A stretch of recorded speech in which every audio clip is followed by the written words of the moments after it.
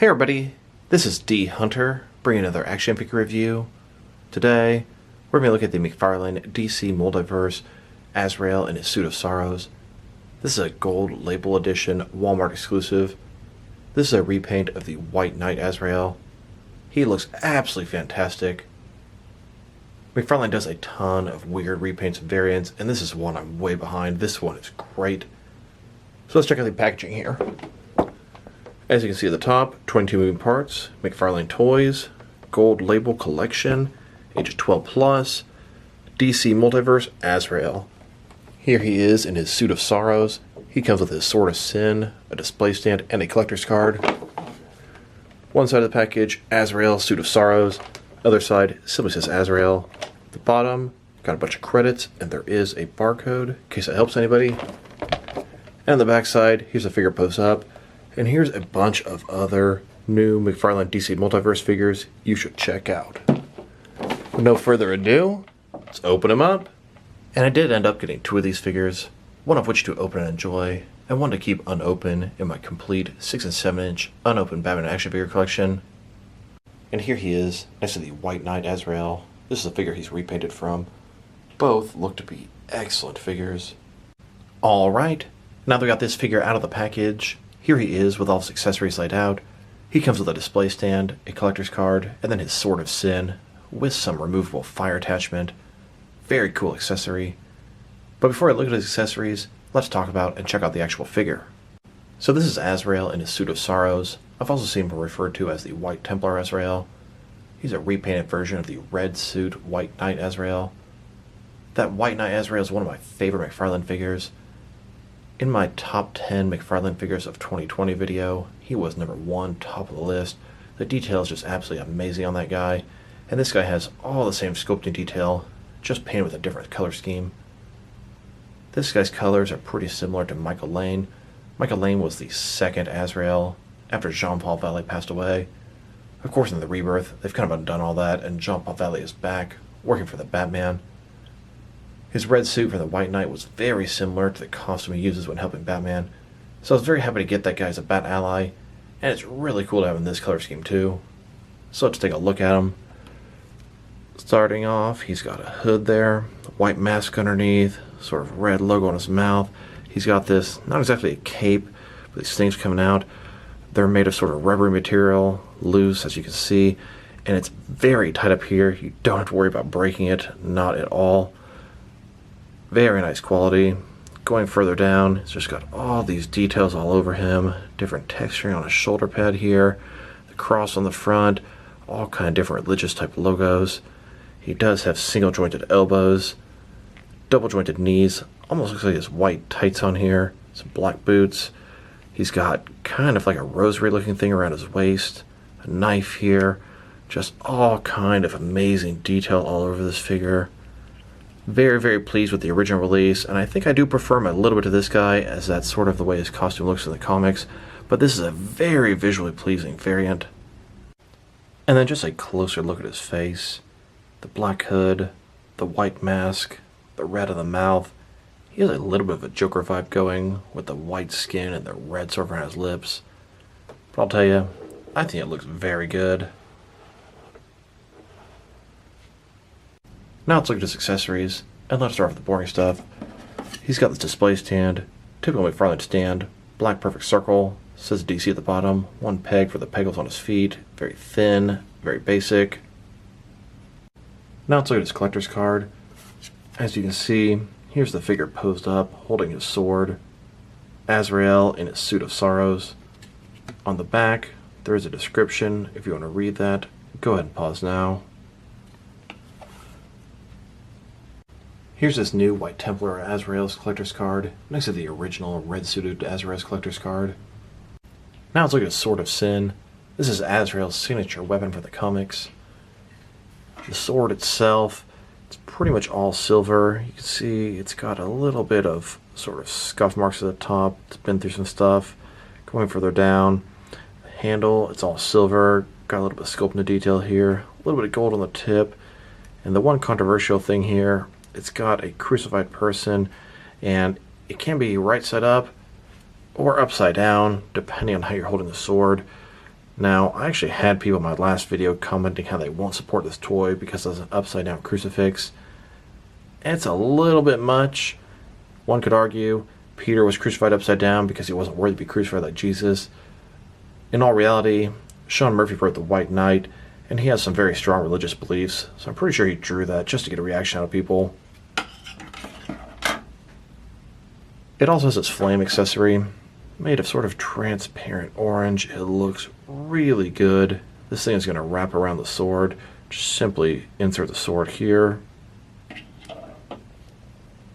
Here's the sword without the fire, and then with the fire attached. Fits on there perfect and looks great. Looks a little bit different from either side. Here's the white Templar Azrael sword on the top, next to the white Knight red suit Azrael sword on the bottom. Just some minor paint differences. Here's Azrael holding the sword. And here he is holding and getting ready to swing a sword with a flame accessory. Now, the handle is big enough for him to hold the sword with two hands, but his articulation simply does not allow it. I just can't get the hands quite close enough. Would have been really cool to be able to have him in a pose like that. And this is about the best I could do to get him on one knee, holding a sword down with two hands. Here's a bunch of other swords of sin from different various Azrael figures over the years. Now that we've taken a pretty good look at both the figure and his accessories, now let's check out his height.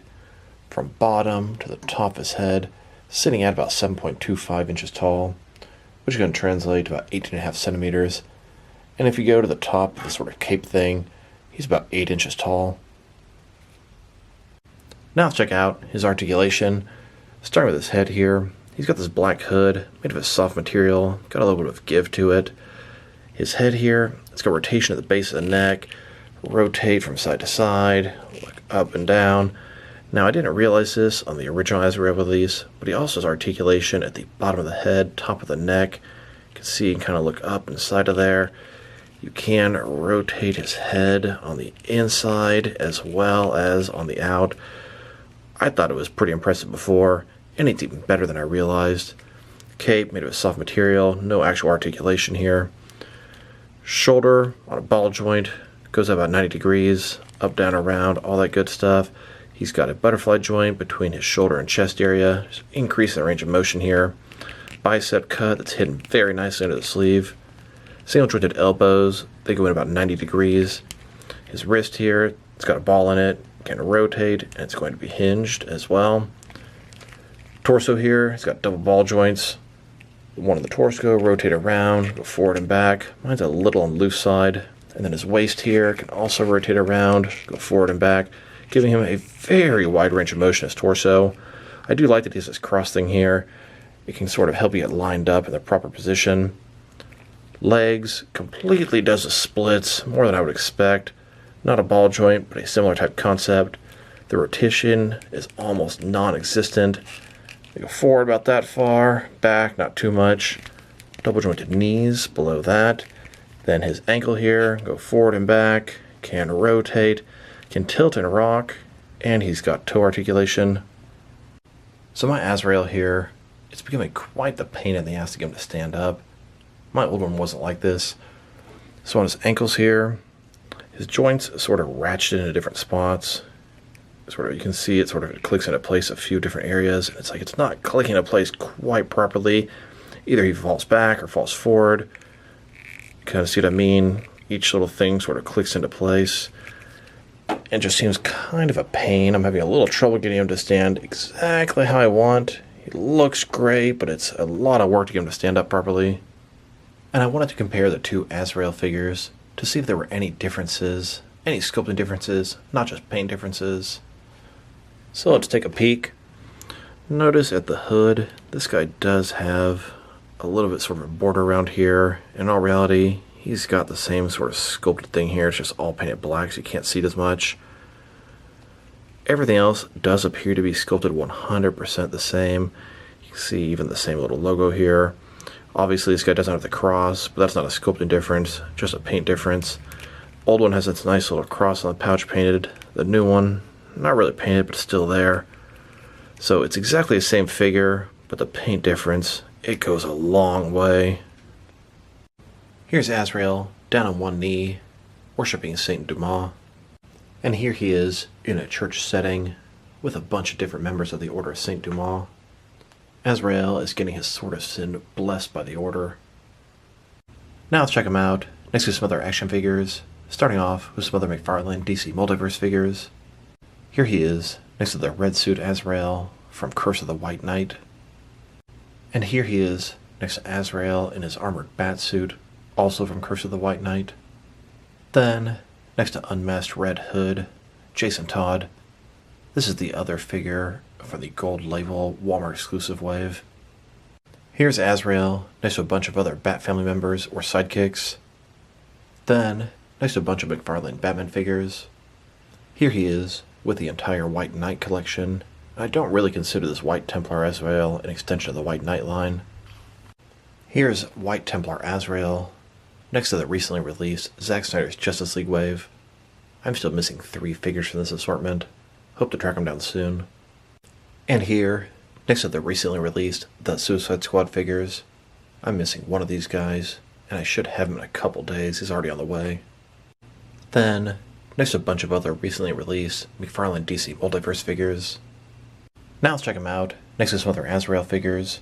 Here he is with all the McFarlane Azraels. Can't believe McFarlane has shown this guy that much love.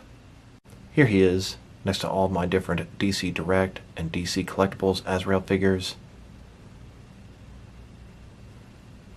These 3 Azrael figures are in a similar paint scheme as the Suit of Sorrows Azrael. They're all Michael Lane under the costume. I don't believe this new McFarlane Azrael is supposed to be Michael Lane, but I could be wrong. This Azrael on the far right, this is Jean-Paul Valley in his bat armor. He's from the Batman, The Adventures Continue. Then, next to Azrael from Diamond Select's Gotham line, this is a different person under the costume. This is Theo Gallivan. And here, next to all my different Mattel Azrael figures. Then, next to an older Hasbro Azrael. And here are all my different 6 and 7 inch Azrael figures. I have almost all of them. I'm missing one DC Direct older Nightfall Azrael in Batman armor, hoping to track him down. Here's a Jean-Paul Valley out of costume and civilian attire that I made. And here he is, next to Mayor Theo Gallivan. I took the unmasked head from the Diamond Select Azrael and threw it onto a Diamond Select Ghostbusters Walter Peck body. Theo Gallivan was not only Azrael in the Gotham show, but he also briefly was Mayor of Gotham. That's what I was going for with this custom. Now let's look at him next to a bunch of Assassin's Creed figures. I got these figures for pretty cheap over the years, and I decided to use them for members of the Order of Saint Dumas. They're sort of hooded, have sort of a similar feel to Azrael. Works for me in my headcanon at least. I think he looks pretty good next to this Platinum Chase McFarlane Warhammer figure. She's in a similar white outfit and has some similar religious logos on her. Now let's check him out next to some action figures from different various companies to see how he fits in both scale and style-wise, in case you want to know which lines you can mix him with. Since he's a McFarlane figure, they're typically the 7 inch scale. I'm going to start off my comparisons with some of the large action figure lines I collect and work my way smaller. Here he is with some of his McFarlane Toys brothers. In front of you are 5 different action figure lines, all from McFarlane Toys, all 7 inch scale. Then, next to some more McFarlane figures. These figures are from different various video game properties, and I will say, he looks very nice next to that Spawn figure. And now, next to some Jakks Pacific wrestling figures. And here he is, next to some DST or Diamond Select toys. Then, next to some DC Direct and DC Collectibles figures. And here, next to some NECA figures. Then, next to some Mattel wrestling figures. And now, next to some Jazzwares AEW wrestling figures. And here he is, next to some Mezco 112 cloth soft goods action figures. Then, next to some Mattel DC Universe Classics and Multiverse figures. And here, next to some Mafex figures. Then, next to some Hasbro Marvel Legends. And here he is, next to some SH Figure Arts action figures. And finally, next to some Jazzwares Fortnite figures. Overall, this is an absolutely fantastic figure. The sculpt and paint job are excellent. Sculpting is top notch. All those little details everywhere. Little rosary across his waist, the knife on his chest, the religious logos everywhere. Very well done. His articulation's pretty good. Could use a little bit more in the thigh articulation, and double jointed elbows would be welcome. His accessory is very cool. The sword is nice, and the flame puts it over the top. If I were to rate this guy, I'm going to give him a very solid 8 out of 10. I believe it's slightly less than I rated the Red Suit Azrael, and that would be appropriate in my book, as that guy is the comic, accurate-looking Bat Ally. So this is D Hunter. Thank you guys for watching this video. If you liked the video, press like below. If you have anything you want to say about the video, add to the comments section. If you want to see additional action figure reviews from me, press subscribe. I do appreciate when you do that. Once again, this is D Hunter. Thank you guys for watching this video, and I will talk to you guys real soon.